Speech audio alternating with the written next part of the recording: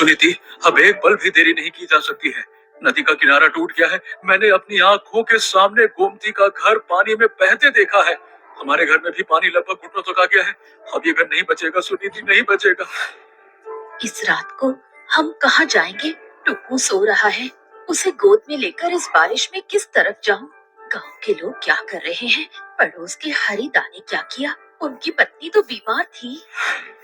हरिदास शाम से पहले ही अपनी पत्नी को लेकर निकल गए। कोई नहीं रुक रहा है सुनीति, कोई नहीं।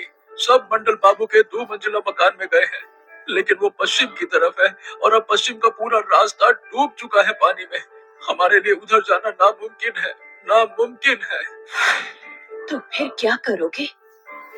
देखो, अगर हमें जाना ही है तो पूरब की तरफ जाना होगा, यानी जंगल की तरफ। अरे कम से कम उधर कुछ ऊंची जगह है, पानी वहां इतनी जल्दी नहीं पहुंचेगा।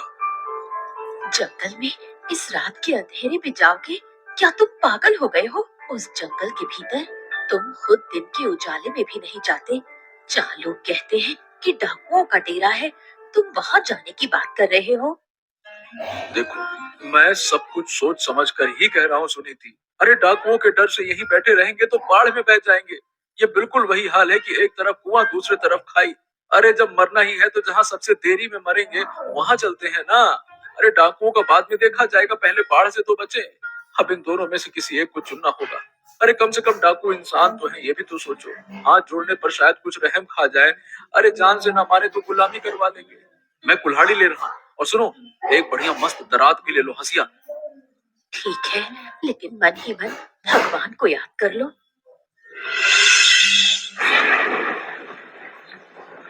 पापा, मेरे पैर कीचड़ में डूब रहे हैं।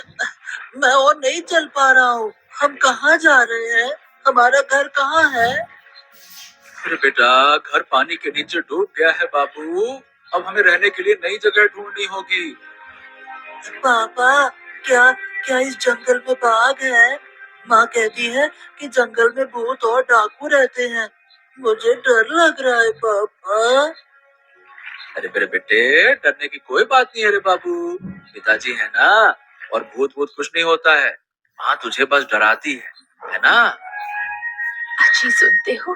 इसका शरीर मुझे गर्म लग रहा है। बारिश में भीगने की वजह से कहीं ठंड तो नहीं लग गई? जल्दी से रहने के लिए कोई जगह ढूंढो। कोशिश तो कर रहा हूँ सुनीति, क्या कहूँ। इस कीचड़ में चलना आसान बात थोड़ी है, लेकिन रुकने से काम नहीं चलेगा। आगे बढ़ना होगा। चलो चलो चलो। पापा, मैं बड़ा होकर ना तुम्हारी तरह लकड़हारा नहीं बनूंगा। मैं पक्का मकान बनाऊंगा जो कभी पानी में नहीं डूबेगा।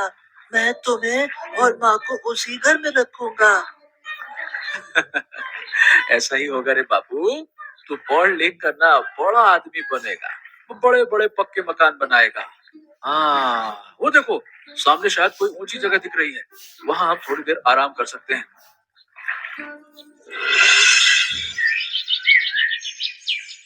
मैं इस जगह को पहचान नहीं पा रही हूँ। तुम तो रोज लकड़ियाँ काटने जंगल आते हो। क्या ये रास्ता तुम्हारी पहचान का है? सच कहूँ तो मैं भी पहचान नहीं पा रहा हूँ। मैं जिस तरफ लकड़ियां काटता हूँ वो पश्चिम का जंगल है। इस तरफ मैं कभी नहीं आता। गांव के कई लोग कहते हैं इधर डाकू रहते हैं, इसीलिए डर के मारे कोई नहीं आता। तो क्या हम अभी उसी जगह पर हैं?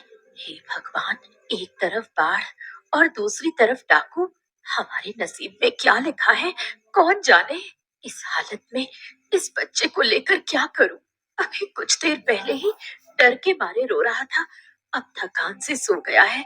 उसे बुखार तो नहीं आ रहा ना? अरे भाग्यवान, बुखार नहीं है, थकान की वजह से सो गया है। अभी डरने की कोई बात नहीं है। अच्छा सुनो सुनीति, डरने से काम नहीं चलेगा, हमें हिम्मत रखना पड़ेगा। मैं तुम्हें और बच्चों को लेकर बाहर आया हूँ। तुम दोनों की रक्षा करना मेरी जिम्मेदारी है। और अगर डाकू मारना ही चाहेंगे तो मरेंगे फिर, लेकिन पानी में डूबकर मरने से तो बेहतर है लड़कर मरना। मैं पूरी जिंदगी गांव से बाहर नहीं गई। मायके से तुम्हारे घर आई, बस उतनी ही मेरी दुनिया थी। और आज रात के अंधेरे में इस भयानक जंगल में खड़ी हूँ। ऐसा लग रहा है जैसे कोई सपना देख रही हूँ। चलो आगे बढ़ते हैं। इस पेड़ के नीचे बैठना भी सुरक्षित नहीं है। उस तरफ शायद पथरीली जमीन है, उधर जाने पर शायद कुछ आसरा मिल जाए।